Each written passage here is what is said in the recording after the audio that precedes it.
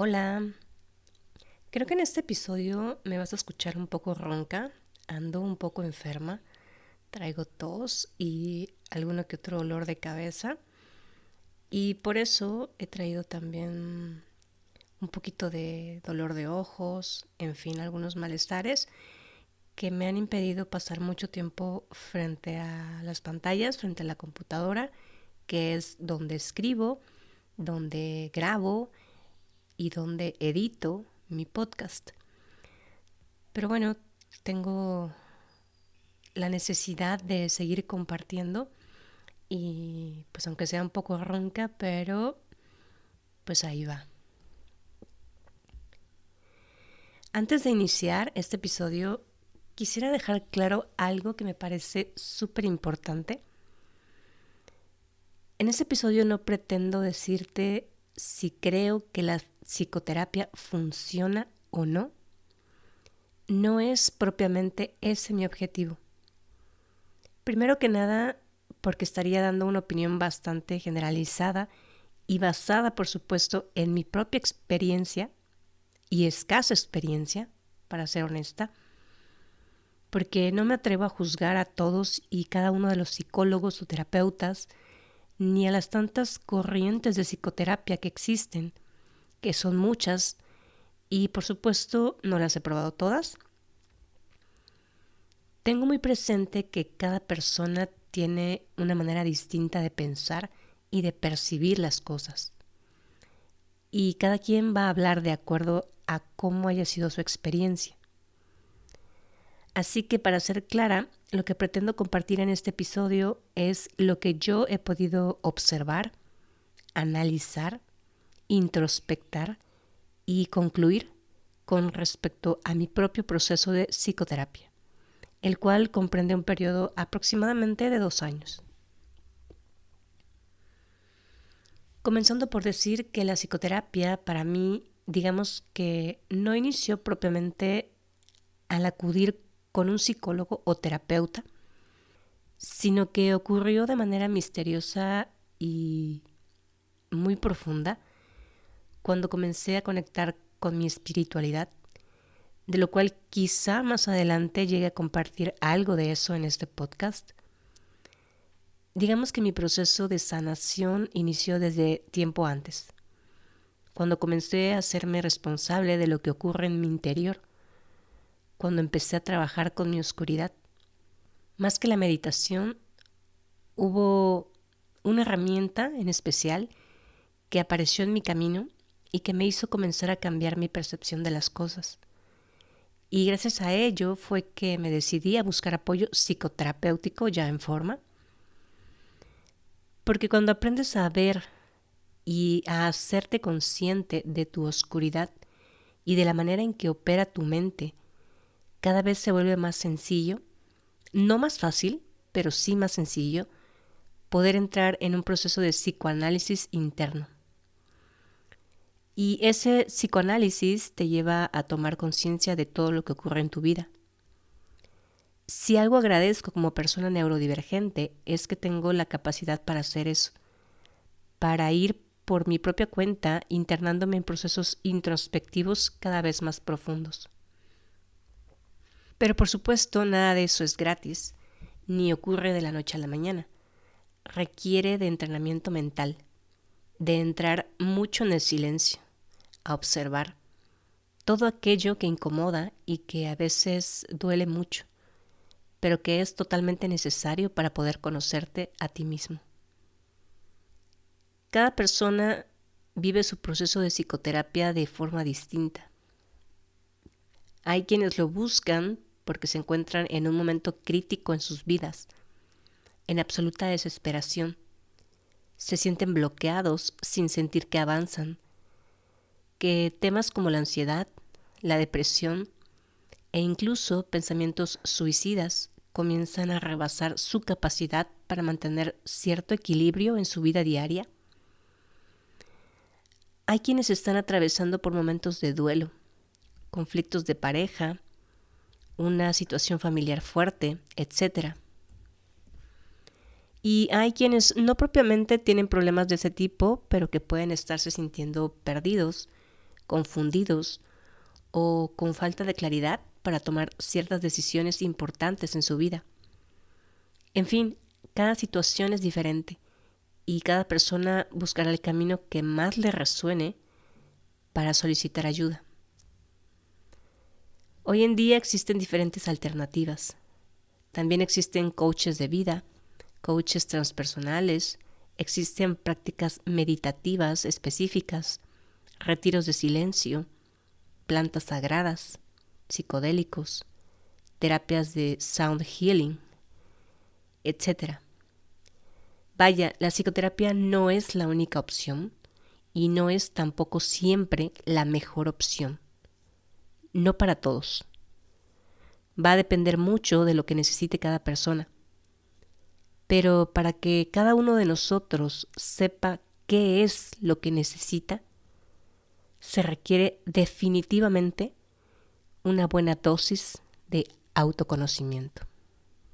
En este episodio te voy a compartir un poco de mi propia experiencia con respecto a la psicoterapia y espero que te sea de mucha utilidad.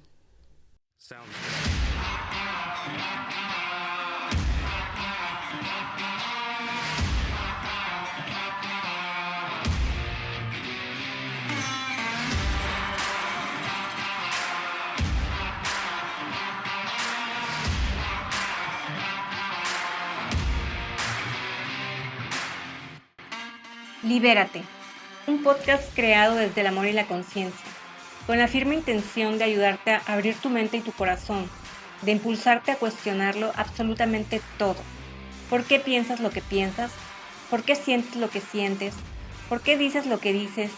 ¿Y por qué actúas en base a todo ello, creyendo que tu verdad es la única verdad que existe?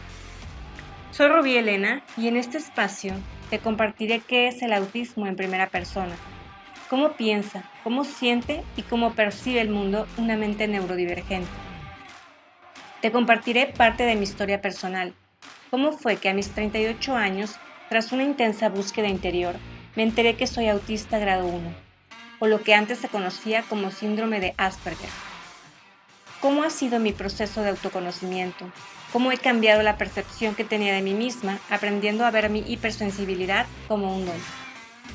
¿Cuáles han sido las diferentes herramientas que me han ayudado a reconocer y aceptar lo que soy, a perdonar y sanar tantos errores a lo largo de mi vida, a entender que no podemos cambiar al mundo, pero sí podemos cambiar la manera en que lo percibimos? ¿Por qué considero que es extremadamente importante que aprendamos más acerca de la neurodiversidad y lo que es la verdadera inclusión, no solo como el simple acto de incluir, sino de aprender a convivir con nuestras diferencias? Libérate del miedo al que dirán, a ser rechazado o abandonado, del miedo a no ser suficiente. Aprende a reconocer tus emociones, a sentirlas y a transformarlas. Libérate de tus creencias, de tus patrones limitantes, del miedo a brillar y todo aquello que te impide ver lo que realmente eres. Y lo más importante, confía. Déjate guiar por tu intuición, por tu corazón. Escucha el llamado de tu alma. Permítete ser lo que viniste a ser en esta vida.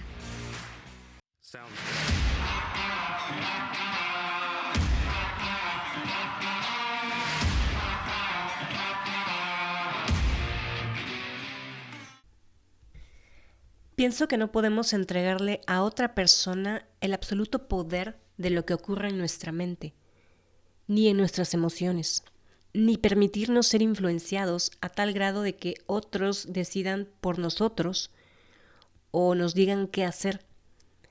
Y por supuesto, también debemos aprender a ser cuidadosos con respecto a con quién elegimos mostrarnos vulnerables. En el terreno de la psicoterapia, se requiere de mucha responsabilidad, tanto por parte del terapeuta como del paciente. No acudes con un terapeuta o psicólogo para que te diga qué hacer, sino para que te brinde herramientas que te permitan tener claridad sobre quién eres, sobre lo que quieres y sobre lo que necesitas hacer. Como psicólogos se requiere que haya la suficiente preparación, la suficiente empatía, la suficiente humildad. Y si hablamos del autismo, como psicoterapeuta se requiere estar actualizado, documentarse, escuchar a las voces autistas para aprender cómo funciona una mente neurodivergente, para poder comprenderla y para poder ayudarla. Una mente neurodivergente se llena de muchos cuestionamientos, está llena de muchos recuerdos, de imágenes que aparecen constantemente. Una mente neurodivergente tiene una memoria a largo plazo muy vasta, la cual le dificulta olvidar o liberar emociones o recuerdos, porque estos a su vez suelen ser demasiado vívidos. No es imposible, pero sí es más complicado, me atrevo a decirlo, que una persona neurotípica. Una mente neurodivergente experimenta sus emociones muy intensamente, las cuales se quedan grabadas de manera muy intensa también en el cuerpo, haciendo más difícil el proceso de liberación de ellas. Porque como psicoterapeuta o como coach, no basta con el simple hecho de escuchar. Si no entiendes cómo opera una mente neurodivergente, quizá eso dificulte aún más el hecho de que puedas ayudar a una persona a salir de su enjambre mental, de su confusión, que la puedas ayudar a resolver o al menos a clarificar y organizar los múltiples y excesivos pensamientos y cuestionamientos que surgen en ella. Dicho eso, hablemos de mi experiencia personal. Yo decidí buscar ayuda psicológica durante la pandemia de COVID. Al igual que muchas personas, el encierro, la incertidumbre, el miedo, la falta de empleo, lo cual para mí no inició propiamente por el COVID, sino desde poco antes, pero gracias a eso puedo decir que se intensificó. El hecho de no haber tenido conocimiento previo de que era una persona autista y que muchos de los rasgos que componen una personalidad así, que requieren de cierto apoyo y comprensión por parte de las personas a mi alrededor, eso me llevó básicamente a colapsar de diferentes maneras. Y no quiere decir que antes en mi vida no haya tenido este tipo de retos o retos similares, pero al no tener una vida social o laboral, y la posibilidad en ese momento de buscar una salida yéndome a vivir a otra ciudad como lo había hecho otras veces en mi vida. En esta ocasión, la necesidad de permanecer en cuarentena, encerrada con mi familia, el no haber tenido escapatoria, básicamente lo hizo una experiencia aún más difícil. No fue una cuarentena sencilla, sé que para nadie lo fue, pero no solo por el hecho de estar encerrados mis papás, mi hermana, mi cuñado, mis sobrinos y yo, 7 personas en una casa. Resulta que pocas semanas antes de que se desatara la pandemia a nivel mundial y nos encerraran en nuestras casas, como a mi cuñado por parte de su trabajo lo reubicaron en una ciudad nueva, mis papás y yo acompañamos a mi hermana y a mis sobrinos para que lo alcanzaran. Y allá, en esa ciudad, nos agarró básicamente el toque de queda y como las carreteras estaban bloqueadas y con muchos retenes, pues decidimos quedarnos ahí. El tema fue que la casa que le dieron a mi cuñado por parte del trabajo estaba totalmente vacía y tenía además muchos desperfectos. Recuerdo que no tenía ni siquiera portón en la cochera ni protecciones. La mudanza llegó hasta como 3 meses después, por temas logísticos y de presupuesto por parte de la empresa donde trabajaba mi cuñado. Así que no había muebles, ni camas, ni estufa, ni refrigerador, nada. Tuvimos que ocupar colchones inflables para dormir durante algunos meses. Habían 3 recámaras y éramos 7 personas. Tampoco había lavadora ni secadora. Mi hermana tuvo que comprar una lavadora pequeña, muy sencilla, mientras no tenía intenciones de gastar. Estaba esperando la mudanza. Compraron una pequeña parrilla para cocinar y eso sí, tuvieron que comprar un refrigerador, algunos trastes de cocina, una licuadora y alguna que otra cosita más. Solicitar contrato para la instalación de Wi-Fi, el cual no fue de manera inmediata. Mi rigidez cognitiva mi baja tolerancia a la frustración, que por cierto era mucha, los múltiples detonadores que afectaban mi integración sensorial, el hecho de que mi hermana fuera presa de un alto nivel de obsesión y ansiedad con respecto a querer limpiar la casa todos los días con un montón de cloro y productos químicos, dizque para que se muriera el bicho en caso de que llegara. Recuerdo que me ardía la nariz a pesar de que usaba cubrebocas dentro de la casa para barrer y para trapear. Y a todo eso súmale el estado psicológico y mental de todos los integrantes de la casa, niños y adultos. La incertidumbre con respecto a tantas cosas, la preocupación, el estrés, mi frustración, mi desesperación y ansiedad por no tener los recursos económicos para salir de ahí. No tenía empleo ni ahorros, no tenía básicamente a dónde más ir. La casa de mis papás estaba muy lejos, en otra ciudad, y seguramente estando sola y sin dinero durante la cuarentena, pues no era eso un buen augurio. Así que tuve que adaptarme. Todos tuvimos que adaptarnos y aprender a convivir. Recuerdo que no podías ni salir a la calle porque andaban las patrullas de policías con sus bocinas y te decían que te fueras a tu casa, que el uso de cubrebocas era obligatorio, que estábamos en una crisis pandémica mundial y que todos tenían que estar guardados en sus casas. Cuando el semáforo pasó de rojo a naranja, pude salir un poco.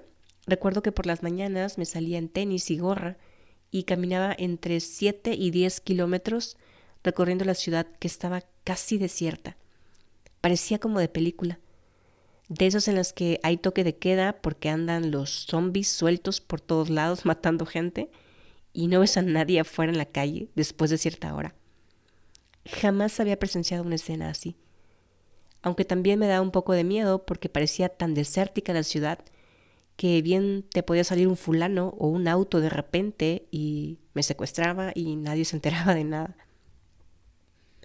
De hecho, en una ocasión recuerdo que ya iba de regreso a la casa, todo estaba desértico y de repente vi a unos fulanos en la calle. No sé si eran indigentes o qué, pero me dio mucho miedo porque eran varios. Y eso fue claramente un trigger que activó mi sistema de hiperalerta por algunos traumas pasados. De esto te hablé en el episodio anterior. Y bueno, todo el cúmulo de experiencias incómodas y confrontaciones vividas durante esa cuarentena, aunado a mi frustración, incertidumbre, preocupación, miedo, estrés, me trajo consecuencias a nivel psicológico y todo eso comencé a somatizarlo de manera impresionante, afectando mi salud de múltiples formas, muchas de ellas sin ser visibles por mi familia, aunque muchas otras sí. Fue una situación complicada. En ese entonces yo no me había hecho consciente del estrés postraumático que venía cargando, lo cual por supuesto intensificó aún más dicha experiencia. Vaya, el origen de mi problema venía de más atrás, venía acumulando años de estrés, pero desafortunadamente esa experiencia se encargó de ponerme muchos detonadores en mi camino para que yo colapsara. Honestamente, no soy de las personas que creen en las casualidades y creo firmemente que nada de eso fue por pura coincidencia. Ya era hora de que mucha oscuridad guardada y reprimida saliera a la luz. Y si escuchaste el episodio anterior donde te hablo acerca del trauma y te comparto la experiencia que tuve en un trabajo temporal en donde estuve trabajando muy de cerca con muchos hombres dentro de una casa que fungía como oficina, tienes que saber que fue en esa etapa de pandemia y dicha experiencia me afectó mucho. Fue un gran trigger que se encargó de elevar los síntomas del estrés postraumático que traía de tiempo atrás. Después de varios meses tuvimos la oportunidad de movernos, mis papás y yo. Regresé a casa con ellos y sabía que muchas cosas en mí no estaban bien. Mi intuición y mi estado de salud mental me decían que necesitaba algún tipo de ayuda. No tenía a nadie que me pudiera recomendar a un psicólogo de confianza en dicha ciudad. Así que simplemente busqué en internet y hallé la página de Facebook de una terapeuta y tuve que confiar en mi intuición. Me sentía desesperada. Todo lo que me estaba ocurriendo a nivel mental y emocional estaba siendo tan fuerte que comencé a somatizar cada vez más, hasta el grado de caer en fatiga crónica, fibromialgia, dolor crónico, múltiples contracturas en todo el cuerpo, ciática, cuello rectificado y muchos problemas con mis vértebras cervicales, dorsales y lumbares, de los cuales aún después de 3 años no logro recuperarme del todo. Quienes saben un poco de mi historia tienen presente que suelo ser una persona muy activa físicamente. Me gusta hacer ejercicio a diario, siendo esto mi válvula de escape para temas como la ansiedad. Antes solía correr, ir al gimnasio, hacer vinyasa, yoga, pilates, ejercicio funcional, etc. Actualmente todo se redujo a un tipo de yoga muy suave, acondicionado a mis necesidades para liberar un poco las contracturas y estirar básicamente los músculos y ligamentos, para desbloquear mis vértebras y lubricar mis articulaciones. Y por supuesto la meditación y ejercicios de pranayama. Dejar de moverme fue, creo, la gota que derramó el vaso, junto con el desorden de integración sensorial por mi hipersensibilidad auditiva y olfativa sobre todo, lo cual antes no había sido tan intenso como lo comenzó a ser a partir de esa etapa. La desesperación, la frustración, la preocupación, la incertidumbre y por lo tanto la depresión gigantesca originada de toda esa situación me llevó a proyectar estados mentales intensos, sobre todo durante las noches. No estoy muy segura de si era algo parecido a la esquizofrenia. Comencé a tener algunas experiencias sobrenaturales mientras dormía. Aprendí a observar que cuando tu campo de energía baja y tu vibración es de miedo y desesperación, comienzas a proyectar en tu mente experiencias así de intensas. Tuve que aprender a limpiar y a proteger mi energía. Aprendí a hacer rituales, comencé a escuchar y a seguir en redes sociales a algunos chamanes y mediums para tomar herramientas que me pudieran servir. Tuve que entrar en procesos fuertes mediante la meditación. Vaya, la psicoterapia por sí sola no me sacó de todo eso. Tuve que hacer mi parte. Algo que definitivamente sí valoro de la psicoterapia es el hecho de haber podido ser escuchada. Considerando que nunca antes en mi vida había hablado con nadie de lo que pasaba en mi mente y en mis emociones, siempre aprendí a guardarme absolutamente todo. En mi seno familiar nadie acostumbraba ni acostumbra a ir a terapia. Crecí, al igual que muchos, con la idea de que ir a terapia es para locos, para trastornados, para quienes verdaderamente lo necesitan, para cuando te ocurren situaciones realmente fuertes y traumáticas. El tema aquí es que no nos damos cuenta de que en nuestra sociedad la gran mayoría de las personas sí llegamos a tener a lo largo de nuestra vida todo ese tipo de situaciones. Si analizamos bien la palabra trastorno, muchas personas tienen un trastorno obsesivo-compulsivo, solo que no lo saben. Muchas tienen un trastorno de la conducta alimentaria, atracones de comida, bulimia, anorexia, vigorexia, etc. Es decir, tienen problemas con sus hábitos para comer. Solo que desconocen que tienen un problema o no se hacen conscientes de ello. Tantos trastornos que se hacen presentes en nuestra sociedad a diario, pero que al no entender de lo que se trata, creemos que es algo normal y lo normalizamos. Y si hablamos de traumas, si escuchaste el episodio anterior donde te hablo acerca de todo aquello que está considerado como trauma simple y trauma complejo, llegamos al mismo punto. Muchísimas personas, si no es que casi todas, hemos vivido desde nuestra infancia tantísimas situaciones que nos han dejado huella, que son las que dirigen básicamente nuestras vidas, nuestras decisiones, sin darnos cuenta de ello, dado que aproximadamente el 95% de lo que hacemos viene de la parte inconsciente. Entonces, no es que esté mal decir que ir a psicoterapia es para trastornados o traumatizados. Más bien diría yo que aviente la primera piedra aquel que esté totalmente libre de todo esto. Regresando al tema, Ya te platiqué en el episodio número 8, donde te hablo acerca de mi proceso de diagnóstico, que en algún punto comencé a cuestionarme y a tener ciertas confrontaciones internas con respecto a si era conveniente seguir acudiendo a terapia o no. Pero me permití escuchar mi intuición, además de recibir un mensaje del más allá, digamos, diciéndome que esas confrontaciones eran parte del plan del ego y que tenía que quedarme y aprender a observar. Y después de eso fue que a mi terapeuta se le prendió el foco y me hizo el comentario de que parecía que podría estar dentro del espectro del autismo. Y así fue, y se lo agradezco, ya que gracias a ese comentario me puse a hacer mi tarea. Y finalmente, como toda una detective, con hiperfoco y capacidad extra analítica, hallé la respuesta. Y recuerdo que cuando regresé con mi terapeuta, a pesar de que ella aún no estaba totalmente segura, fui yo quien le aseguré al 200% que era o que soy autista. Aunque con el paso del tiempo me di cuenta de que su concepto de autismo estaba un poco, por no decir muy desactualizado, no la juzgo, pero creo que si realmente desea ayudar a personas como yo, neurodivergentes, sí necesita actualizarse, dejando ya de lado la idea de que Sheldon Cooper es la típica imagen que representa el autismo. Recuerdo que hubo un momento en que yo le comenté que quería obtener un diagnóstico, que sentía que era importante hacerlo.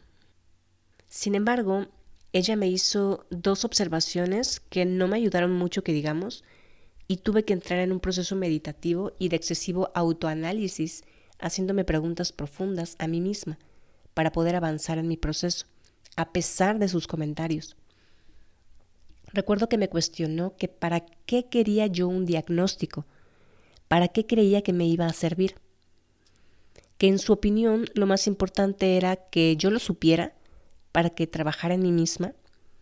Incluso se ofreció a otorgarme un informe que dijera que era autista. Sin embargo, ella no contaba con las pruebas consideradas como oficiales para diagnosticar a una persona autista. Pruebas avaladas por el DSM-5 o por el CIE. Ya hablé de esto en el episodio número 8. Mis pruebas diagnósticas fueron el ADR y el A22. Otra cosa que le comenté con respecto al por qué creía que sería bueno obtener un diagnóstico oficial fue que, debido a muchos de los problemas que se me han presentado a nivel laboral, yo pensaba que al tener un diagnóstico podría quizá evitar el tener que exponerme a ciertos estímulos que pudieran provocarme problemas sensoriales, lo cual fue el caso de uno de mis últimos trabajos, en donde mis supervisores no me creyeron y les valió un cacahuate mi hipersensibilidad olfativa, y tuve consecuencias fuertes de rinitis alérgica y operación de cornetes nasales. Sin embargo, cuando le dije eso, ella me comentó que, en base a su experiencia, no le parecía adecuado que yo bajo esas circunstancias mostrara un documento diciendo que soy autista, porque incluso me podría resultar contraproducente y traer aún más problemas, tales como que se corriera la voz y que los compañeros y todos en la oficina me vieran con mala cara, como una persona con problemas mentales, porque seguramente ignorarían lo que es el autismo, y que eso podría provocar que me excluyeran o me hicieran bullying o mobbing. En fin, entiendo que su preocupación por mí la hizo decirme eso. Sin embargo, yo le comenté que no pienso andar por todos lados mostrando mi diagnóstico como una bandera, porque ciertamente entiendo que la ignorancia de la gente dentro de las empresas y su falta de conciencia los puede llevar a tener conductas infantiles, inmaduras emocionalmente con respecto a una situación así. Pero que por lo mismo pienso que se requiere informar a la sociedad sobre lo que es el autismo y otras neurodivergencias, siendo eso parte de mi inspiración para grabar este podcast.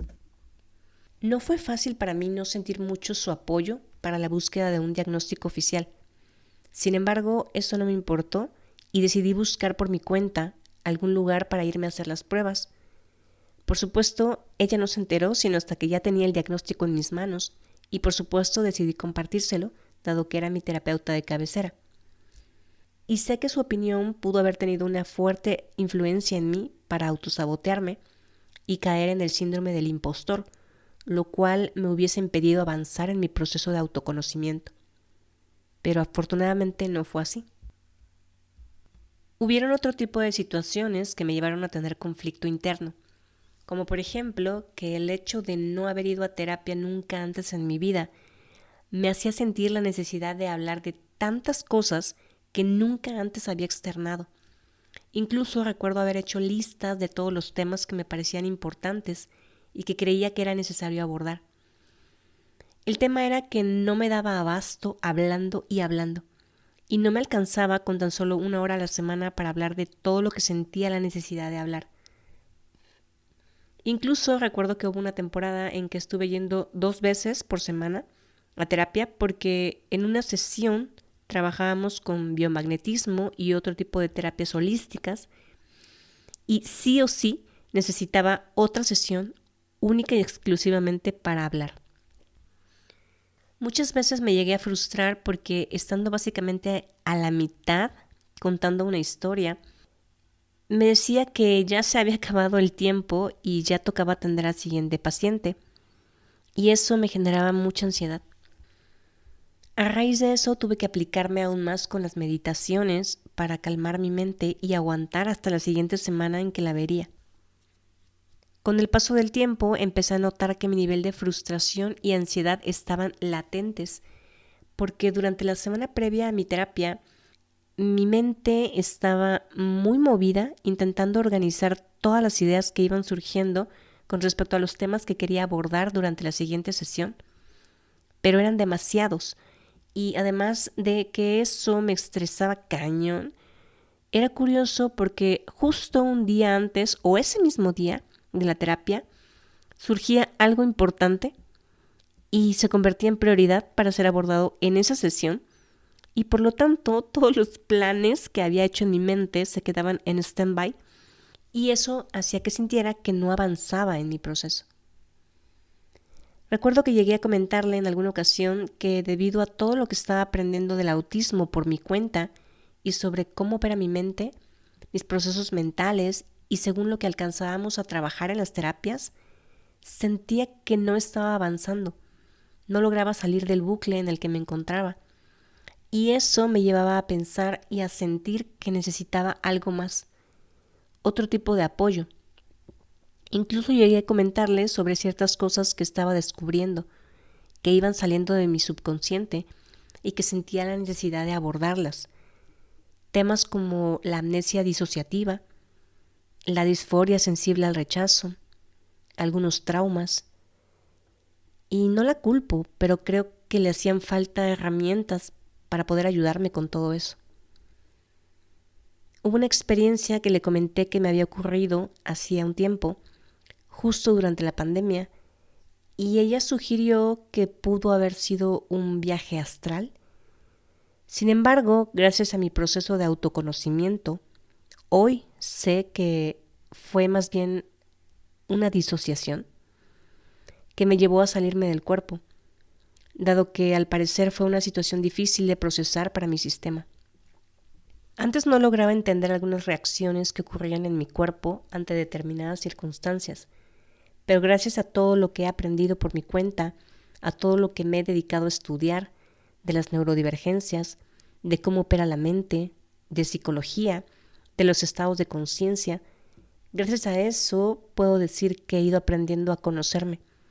A su vez he ido aprendiendo herramientas que me permiten observar mis pensamientos, entender mis emociones, saber por qué surgen y qué me están mostrando.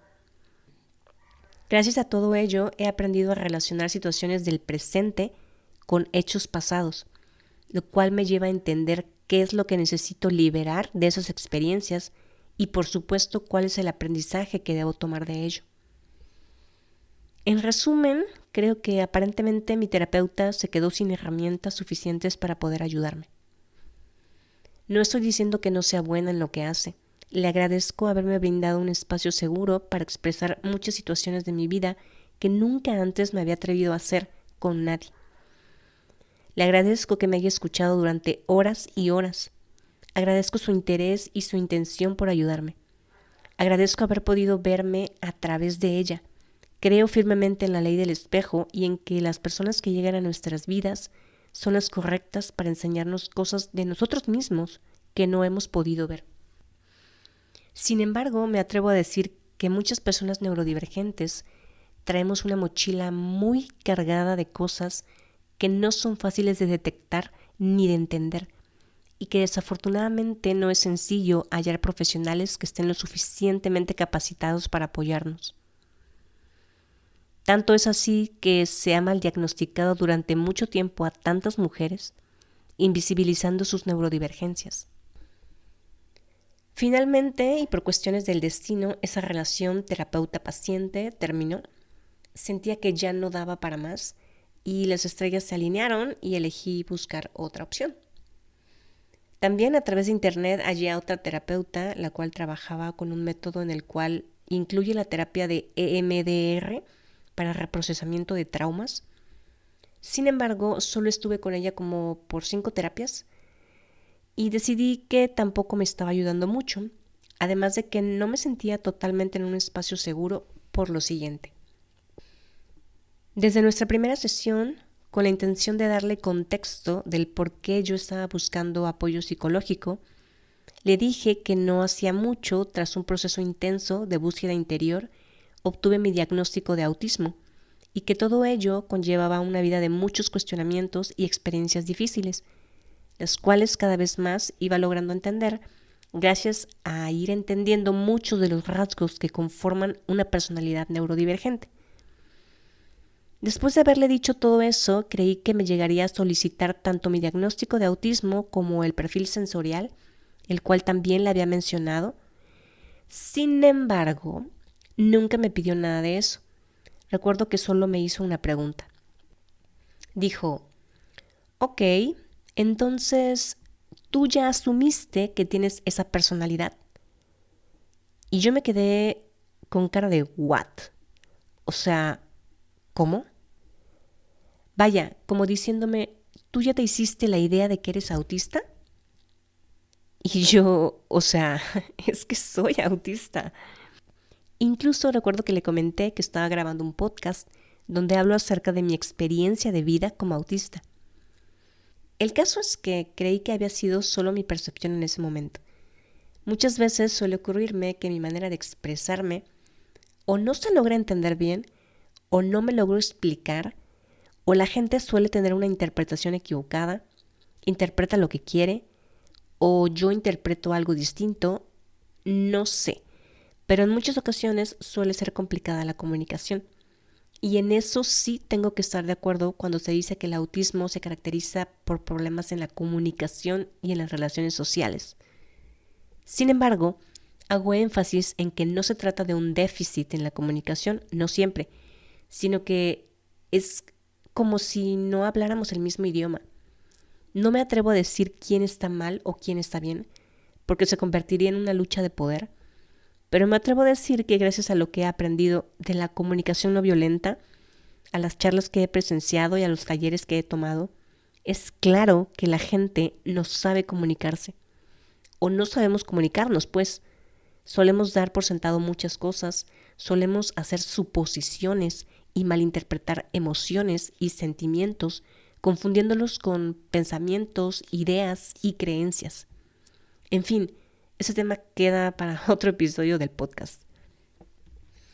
Regresando a la historia de la psicóloga, por ahí de la tercera sesión más o menos, recuerdo que me envió una información por WhatsApp, me mandó un audio y un link de Facebook diciéndome que había platicado con una mujer de uno de sus grupos de Facebook y que le había hablado de mí, diciéndole que tenía una paciente que tenía el mismo problema que ella y que seguramente me serviría leer su blog y ver sus videos para entender y aprender algunos tips. Le di las gracias, aunque aún no sabía de qué se trataba, pero cuando entré al grupo de Facebook y comencé a leer, vi claramente que se trataba de personas altamente sensibles, paz, y los tips que daban en ese grupo eran con respecto al tema sensorial, recomendaciones para utilizar audífonos, canceladores de ruido, para andar en la calle, etc. Y videos en donde explicaban qué significa ser una paz. Y fue en ese momento cuando caí en cuenta de que esta mujer, mi psicóloga, estaba asumiendo que yo era una persona altamente sensible y que obviamente no me creía que era autista. Recuerdo que le envié un mensaje como respuesta dándole las gracias por tomarse el tiempo. Sin embargo, ese tema no era de mi total interés porque yo soy autista, no PAS. Y no le dije más. Y ella supongo que me dio el avión porque ya no me contestó nada ni volvió a tocar el tema. Quiero pensar que lo único que pudo ser visible ante sus ojos durante nuestras terapias, las cuales por cierto eran a través de Zoom, no eran presenciales, pues era mi emocionalidad. Y otra cosa que pudo seguramente observar era que durante nuestras sesiones yo utilizaba mis audífonos, canceladores de ruido, porque sí le hice el comentario acerca de que el ruido que hacían los vecinos me molestaba y me complicaba poder enfocarme en lo que estábamos hablando en terapia. Y bueno, por supuesto, el hecho de que ni siquiera me creyera que soy autista y que ni siquiera se haya dado la tarea de comprobarlo, eso hacía que me sintiera algo incómoda en nuestra relación. Honestamente me sentía bastante incomprendida y con cierta falta de empatía hacia mí, aunque intenté no darle tanta importancia siempre y cuando me pudiera apoyar a resolver los conflictos internos que traía. Pero en una última ocasión en la que le comenté que me interesaba ahondar en cierta experiencia de mi pasado que no había tenido la oportunidad de atender a profundidad ni de sanar, recuerdo que a pesar de que se lo sugerí como en 2 ocasiones, ella dijo que le interesaba más ir a revisar otros temas de mi infancia, que probablemente pudieran ser la raíz de todo eso. Y si bien hasta cierto punto sí tenía algo de razón, dado que todo conflicto nace desde nuestra infancia, pero cuando tienes consciente una experiencia así de fuerte como la que a mí me interesaba abordar, y sabes que esa experiencia está mermando tu calidad de vida, la manera en que te relaciones contigo y con los demás, creo que es lógico y necesario trabajar en ella para liberar bloqueos, entre otras cosas. Recuerdo que dijo algo así como: eso no es lo más importante por ahora. No es parte del plan de actividades que requerimos trabajar para lograr nuestro objetivo, que es que avances en tu vida, hallar un empleo, independizarte nuevamente, que mejores tu salud, etc. Y yo dentro de mí dije, o sea, esta situación que dentro de mí siento desde hace mucho que necesito trabajar y liberar, que sé claramente que es y ha sido un obstáculo en mi vida para avanzar, que es muy importante para mí por muchas razones, me estás diciendo que según tú realmente no es tan importante, que no es una prioridad. Al final me dijo que como yo quisiera, que si quería pasarme a otro tema, por ella estaba bien. Vaya, no me lo dijo con esas palabras, pero básicamente me dio a entender que como yo estaba pagando por la sesión, pues ella haría lo que yo le dijera. Pero después de ese comentario y sintiéndome en un momento bastante vulnerable, llegué a sentirme un poco culpable, como si estuviera teniendo un capricho y queriendo dirigir yo la sesión. Me sentí un poco confundida, no quise llevarle la contraria, pero eso me hizo sentir incómoda, vaya, como si fuera yo la que quisiera imponerle a mi terapeuta en qué tema debíamos trabajar. Posteriormente, después de la sesión, tuve la oportunidad de hacer una gran introspección y analizar todas las piezas del rompecabezas y concluí que no me sentía a gusto y sentía que no me estaba ayudando mucho. Así que tomé la decisión de soltar esa relación también. No voy a decir que no me ayudó en nada, porque sí trabajamos varias cosas, pero el hecho de que ni siquiera me creyera que soy autista y no haya tenido ni siquiera la curiosidad de revisar mi diagnóstico, no me agradó. Incluso si hubiese querido, pudo haberse comunicado con los psicólogos que me otorgaron el diagnóstico para salir de dudas. Me parece importante mencionar nuevamente que es necesario que existan profesionales de la salud mental actualizados con respecto a las diferentes neurodivergencias. al menos que se permitan abrir la mente para cuestionar, para observar, que tengan la humildad de decir, no sé mucho del tema, pero voy a investigar. Cuando resuenas con la otra persona, es más fácil poder sentirte con la libertad de ser tú, de mostrarte sin miedo, saber que no vas a ser juzgado, que estás siendo escuchado con total atención, que estás en un espacio seguro para poder expresar lo que sientes y lo que piensas. Parece sencillo decir que alguien estudia la carrera de psicología y ya está listo y capacitado para ejercer. Es como cuando en muchas publicaciones de bolsas de trabajo he visto que se menciona como uno de los requisitos para cubrir una vacante el tener actitud de servicio. Y al parecer la gente muchas veces ni siquiera se fija en ese requisito. Dan por sentado que todos tenemos la capacidad y la facilidad para ser serviciales.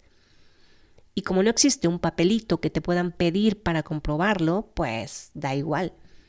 Pero yo, que por muchos años trabajé en el ramo hotelero y del turismo en general, y me dediqué incluso a ser auditora de calidad, y no solo eso, en la vida diaria, en restaurantes, en tiendas de todo tipo, he podido observar cómo existe tanta gente que ocupa puestos de atención al cliente y no tienen ni una pizca de actitud de servicio. Así que hablando de los psicólogos y terapeutas, creo que es muy importante que estén abiertos a realmente escuchar, a observar, a ejercer su profesión con responsabilidad y la suficiente humildad. Sé que existen psicólogos que en vez de ayudar a las personas a tomar responsabilidad de sus actos y de sus conductas, les dan más bien por su lado, como de esas veces en que pagas por ir a escuchar lo que quieres oír, y no para que te confronten y te saquen de tu zona de confort, lo cual usualmente te lleva a tener un crecimiento personal. Una tercera experiencia la tuve con otra psicóloga que me recomendaron para revisar el tema acerca de las altas capacidades o doble excepcionalidad. Tales pruebas me las hicieron de manera remota y básicamente en una sola sesión. Hoy puedo decir que me arrepiento de haberlo hecho así. Creí que sería una buena idea y que la persona que me iba a evaluar tenía todo el conocimiento suficiente. Sin embargo, pude comprobar que no fue así. Creo que cometí el error de no comprobar si esta persona había otorgado alguna vez un diagnóstico de doble excepcionalidad, que es cuando existe un perfil de altas capacidades en una persona neurodivergente. Ojalá hayas escuchado el episodio número 27, donde te hablo acerca de los mitos sobre el coeficiente intelectual, porque ahí te explico justamente que el CI no es el único ni el más importante requisito a cubrir para que una persona pueda ser considerada como alguien con altas capacidades. Te hablé también de que va a depender mucho del tipo de pruebas que se utilicen, siendo más efectiva la prueba de Raven que la escala de Wechsler o WAIS para detectar las altas capacidades en personas autistas. En mi caso me hicieron las pruebas de WAIS y con eso obtuve un CI dentro del promedio, con posibilidad de ser mayor en un momento más estable de mi vida. Aunque también te platiqué en ese episodio que va a influir muchísimo el entorno, los retos a nivel sensorial, así como el estado mental y emocional en el que se encuentra la persona al momento de realizar las pruebas. En mi caso, y eso también lo mencioné en dicho episodio, la misma psicóloga que me evaluó me dijo que por todo lo que había contestado en el cuestionario y todo lo que pudo ella ver durante las pruebas, que fueron a través de Zoom, muy claramente me encontraba en un estado de burnout y eso me está afectando de muchísimas maneras, tanto en mi rendimiento, mi capacidad de atención, mi paciencia, el estrés y la ansiedad, entre otras cosas. Por supuesto, cuando realizas pruebas que requieren toda tu atención y capacidad cognitiva, que requieren evaluar tu nivel de inteligencia y tu capacidad para la toma de decisiones, pruebas que determinan la velocidad de procesamiento de tu memoria a corto plazo, etc. Si estás en un estado no óptimo, de fatiga crónica, con contracturas en el cuerpo que hacen que pasar mucho tiempo sentada te sea incómodo, si tienes además un desorden de integración sensorial, en el cual con cualquier ruido u olor o sensación que te active alguna sobreexcitabilidad fácilmente te sientes ansioso o sobreexaltado. Si traes temas en tu subconsciente que te mantengan en un estado de hiperalerta y estrés constante, obviamente no vas a estar en el estado más óptimo de tu vida para dar tu mayor esfuerzo cognitivo e intelectual en una evaluación así. Recuerdo que después de pasar poco más de 3 horas sentada haciendo cálculos matemáticos, ordenando patrones de manera visual y respondiendo un montón de cuestionamientos de cosas que me parecían muy confusas, me sentía muy agotada porque los días previos pasé horas sentada contestando las preguntas de un cuestionario sobre mi vida personal, anotando el por qué y el cómo había llegado hasta este punto de mi vida. Y me has escuchado decir también que las preguntas abiertas para mí son básicamente la muerte, porque de por sí mi mente está todo el tiempo llena de muchos pensamientos, imágenes, cuestionamientos, reflexiones, etc. Si me haces una pregunta abierta, me llega de inmediato una lluvia de ideas enorme y un montón de posibilidades, de respuestas y tantas historias que contar, porque mi vida está llena de tantas de ellas. El caso es que puedo decir que básicamente morí lentamente, tanto contestando ese cuestionario como haciendo esas pruebas psicológicas y psicométricas, y al final no obtuve el resultado que yo esperaba. Y eso me confundió mucho más porque la psicóloga me hizo ver mi alta capacidad en algunas cosas, pero en otras no, como en la velocidad de procesamiento. Recuerdo que me dijo que mi nivel de comunicación verbal se encontraba por encima del promedio, lo cual me hizo entrar en mucha frustración y confusión, porque, como te comentaba anteriormente, suelo tener complicaciones a la hora de comunicarme con otras personas en muchas ocasiones, y básicamente esas pruebas me dicen que tengo una alta capacidad de comunicación verbal. Y la frustración llega cuando pienso que o me están mintiendo las pruebas o estoy tan por encima de la capacidad de muchas otras personas que es por eso que no logra haber un buen entendimiento, porque básicamente hablamos en idiomas distintos, como si un adulto intentara tener una charla seria con un bebé. Imposible. El caso es que dejé por la paz ese diagnóstico por un tiempo porque era tal mi burnout que ya no podía ni pensar. Necesitaba recuperarme de esa tortura. No pude ni prender la computadora en varios días ni para escribir para mi podcast. Necesitaba descansar. Un par de meses después, y gracias a mi gran inquietud interna, que sé que es un rasgo propio de las personas con altas capacidades, que tiene que ver con la sobreexcitabilidad intelectual, además de la capacidad de hiperfoco, que te lleva a seguir investigando, buscando hasta por debajo de las piedras como toda una detective que se obsesiona con un tema. Básicamente sin poder dormir hasta no hallar la respuesta. Eso provocó más insomnio y una mente con hiperactividad. Pero empecé a encontrar un montón de información de otros autistas que hablaban de su diagnóstico de altas capacidades o doble excepcionalidad y me pude identificar cañón. Recuerdo que me topé con un video de Bea Sánchez de la página de Mamá Valiente, en donde explica las razones por las cuales muchos autistas con altas capacidades no son evaluados adecuadamente y por lo tanto no obtienen su diagnóstico de doble excepcionalidad. Mencionaba muchos de los detalles que algunos psicólogos no están pudiendo observar y por lo tanto reconocer en personas autistas y que como consecuencia de ello se están cometiendo errores para poder otorgar un buen diagnóstico. Y por lo tanto no se están dando los apoyos requeridos a tantas personas dentro del espectro. Actualmente estoy tomando el curso con Bea, donde habla y explica todo esto a detalle y adjunta mucha bibliografía tanto en español como en inglés. Bea Sánchez es autista con doble excepcionalidad y está formada y especializada en detectar las altas capacidades, sobre todo en personas neurodivergentes. Después de haber investigado todo esto, recuerdo haberle escrito a mi psicóloga mencionándole que estaba interesada en ahondar más en el tema porque había estado estudiando e investigando y estaba casi segura de que las pruebas que me hizo no fueron suficientes para determinar el diagnóstico. Le expliqué por qué y le adjunté el video de Bea donde habla acerca de esto. Y para no hacer el cuento largo, al parecer me dio el avión, me dijo que lo iba a revisar y que después lo platicábamos. Han pasado más de 6 meses y hasta la fecha no me ha contactado. Me dediqué a estudiar, seguí investigando, aprendí acerca de la teoría de las sobreexcitabilidades del psicólogo Dabrowski. Por cierto, te hablo de todo esto en el episodio número 31. Verás, cuando algo te interesa demasiado, buscas, investigas, preguntas, aprendes, te documentas. Cuando esa información que te hace falta es parte de la respuesta a tantos porqués de tu vida, como ya lo dije, buscas hasta por debajo de las piedras.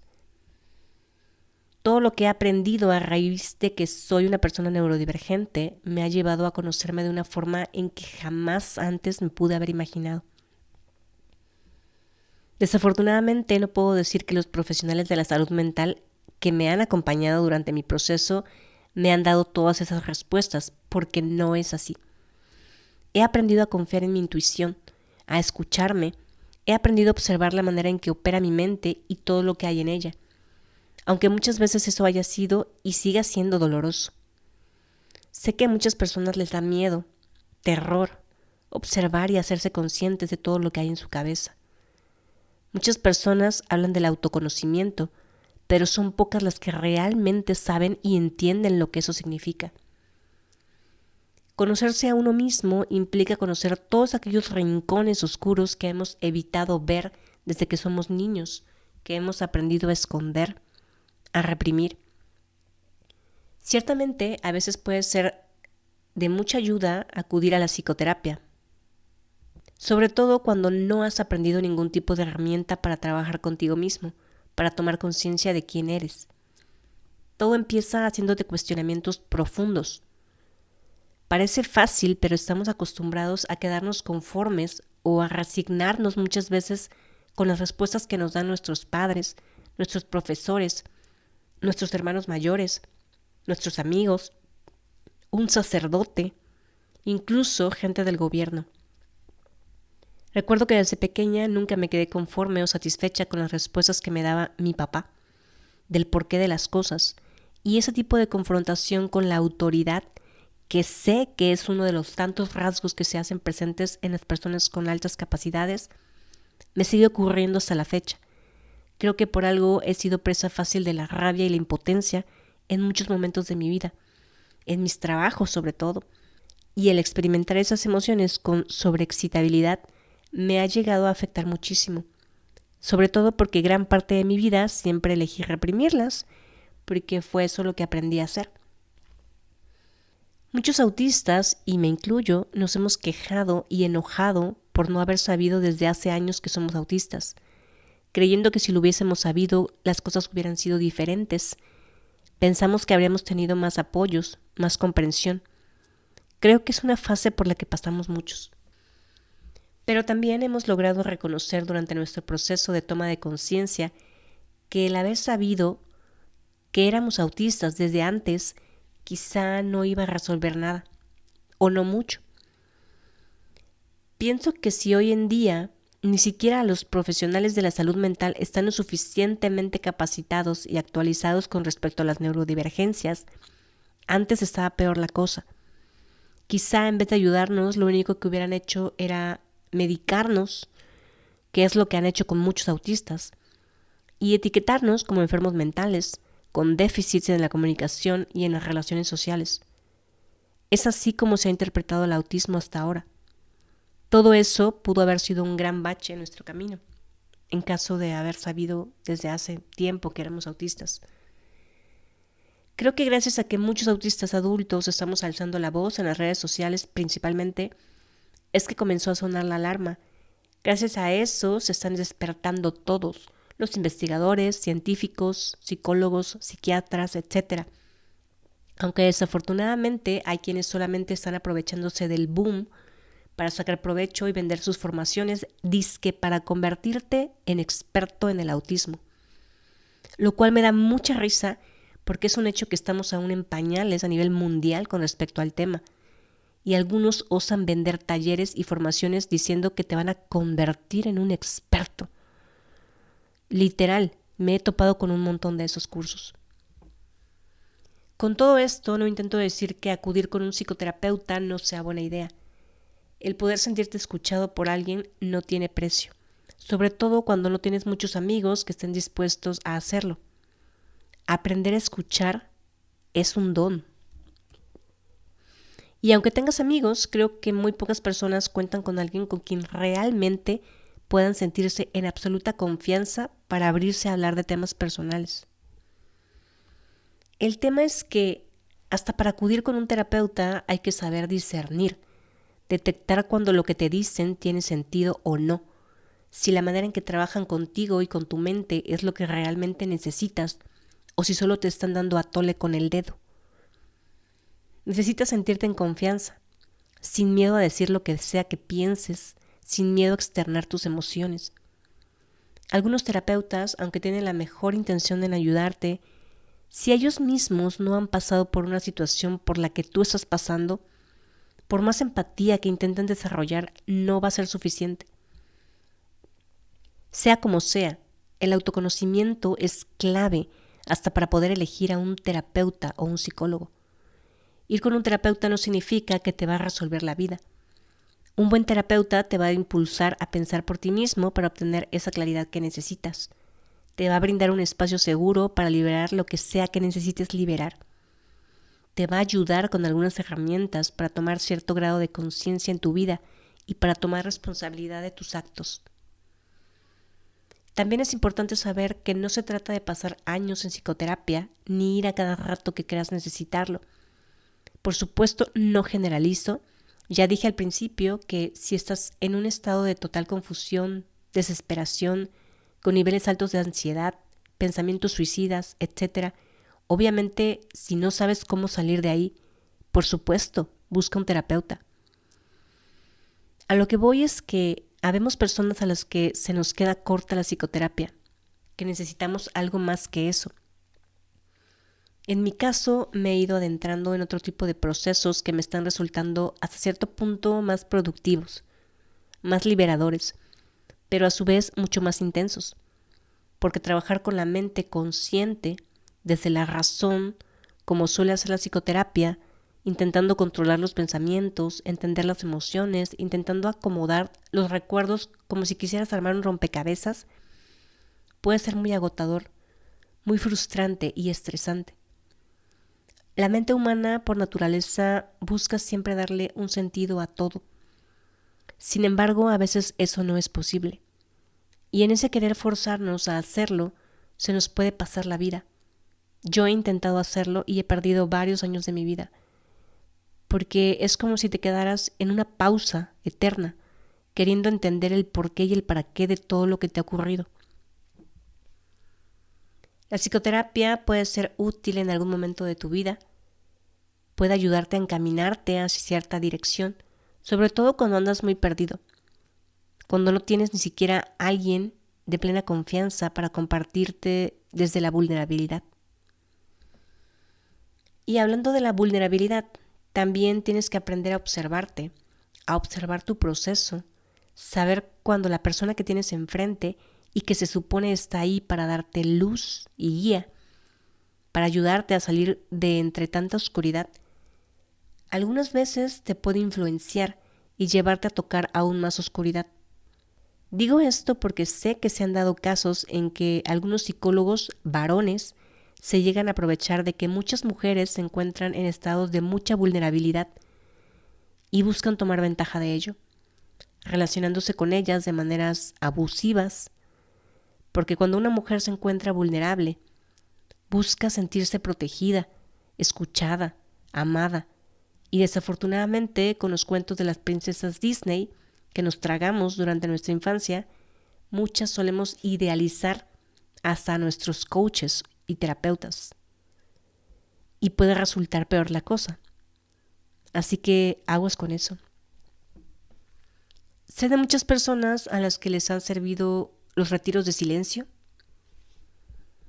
Hay quienes logran hallar algún psicólogo, terapeuta o psiquiatra especializado en ciertos temas que ya saben que necesitan. Porque cuando estás totalmente perdido, vas con el primer psicólogo que se te ponga enfrente o con el primero que te recomiendan. Y como no conoces, no tienes experiencia y no te atreves incluso a confrontar o cuestionar a esa persona, pueden pasar los meses y los años y puedes seguir ahí sin realmente avanzar en tu proceso. Pero así como he mencionado en episodios pasados con respecto a la importancia de acudir con un psicólogo que sí sepa y que sí esté actualizado con respecto a lo que es el autismo y que si detectas que es un papanatas, lo mandes a volar, te quiero sugerir lo siguiente. En caso de que nunca hayas ido a psicoterapia o estés dando tus primeros pasos, es sumamente importante que desarrolles tu propio autoconocimiento, valga la redundancia, porque no puedes poner en manos de otra persona la responsabilidad de tu sanación. Así de simple. Tienes que aprender, sí o sí, herramientas que te ayuden a conocerte, a entender la naturaleza de tus pensamientos, herramientas que te ayuden a liberar las emociones densas que traes cargando desde tu infancia. Tienes que aprender a cuestionar absolutamente todo, por qué piensas lo que piensas, por qué sientes lo que sientes. Tienes que aprender a observarte a ti mismo a través de los demás. Nada y nadie en esta vida es casualidad. Tienes que aprender a comprender tus síntomas, a darles el significado correcto, el cual solo tú puedes entender en base al contexto de tu vida. Sé que quizá pudiera parecer confuso todo lo que estoy diciendo, pero créeme, realmente no lo es cuando aprendes a hacerlo. Yo estoy aprendiendo, y si yo puedo, tú también puedes. Desafortunadamente no es fácil. Requiere de mucha preparación mental. Requiere de ir a revolcarte en el lodo. ¿Para qué te voy a mentir? Pero lo chistoso es que realmente no es tan difícil, pero como seres humanos, nuestra naturaleza es resistirnos a todo aquello que se sale de nuestra zona de confort, la cual muchas veces ni siquiera es tan confortable, pero al menos es conocida y se siente segura. Pero si realmente queremos evolucionar en conciencia, no queda de otra más que ensuciarse las manos. Y muchas veces el camino se recorre solo. No digo que siempre, y no digo que todo el camino sea así, pero al menos yo puedo decir que las etapas en que mayor crecimiento he tenido a nivel emocional y espiritual en mi vida, las he transitado mayormente sola.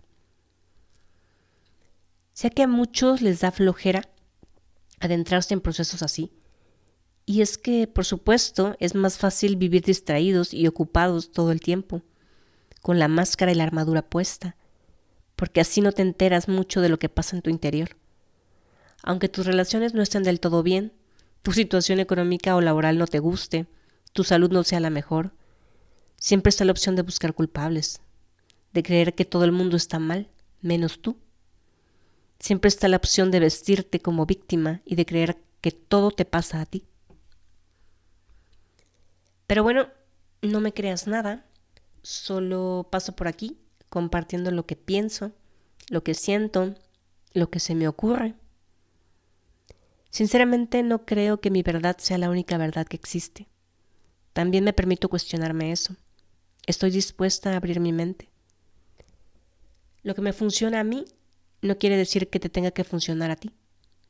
Para eso estamos aquí, para aprender de todo y de todos. Deseo que el camino que elijas transitar sea realmente lo que necesites, que te esté llevando a aprender, a tomar conciencia de quién eres y para qué estás aquí. La psicoterapia me funcionó por un tiempo. No sé si más adelante la retomaré. No puedo definir la psicoterapia por tan solo un par de experiencias, eso está claro. Lo único que sí sé es que cada vez más sigo avanzando en mi proceso de autoconocimiento y deseo lo mismo para ti. Me han hablado de las terapias de psicoanálisis. Estoy pensando seriamente si adentrarme en esos temas. Ya te platicaré más adelante si lo hago y si me funciona. Y bueno, pues eso es todo por hoy. Te recuerdo mis redes sociales. En Facebook e Instagram me encuentras como @podcastlibérate. Por favor, siéntete con la libertad de compartir mi contenido si crees que lo que comparto puede ayudar a otros. Ayúdame por favor calificando y dándole seguir a mi podcast para que pueda llegar a más personas. Gracias por ser parte de mi proceso también. Gracias por inspirarme a seguir compartiendo más de mi experiencia de vida. Espero poder seguir haciéndolo. Soy Ruby Elena. Gracias, mil gracias por escucharme. Y hasta la próxima. Chao.